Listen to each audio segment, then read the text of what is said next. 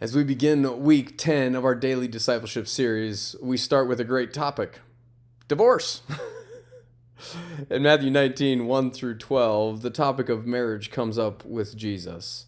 In verse 6, we hear the famous phrase that is often quoted at vow renewal ceremonies or a wedding ceremony itself: "What God has joined together, let no man separate."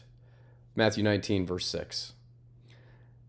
This verse doesn't just apply to marriage, but it does directly apply to marriage. The point is, when we come together with people, whether it's in a marriage relationship, a small group, or even a church context, there will be forces of evil and even our own flesh that are trying to cause separation.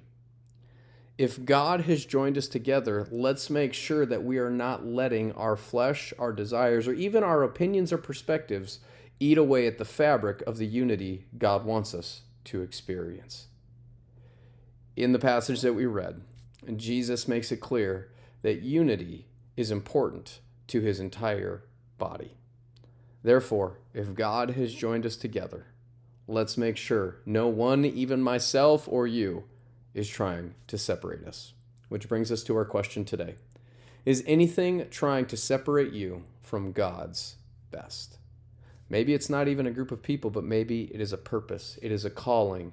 It is a step of obedience that God is asking you to take, but you're trying to separate yourself from the responsibility that God has laid upon you. Be willing to not separate, but rather engage with what God is asking you to do next.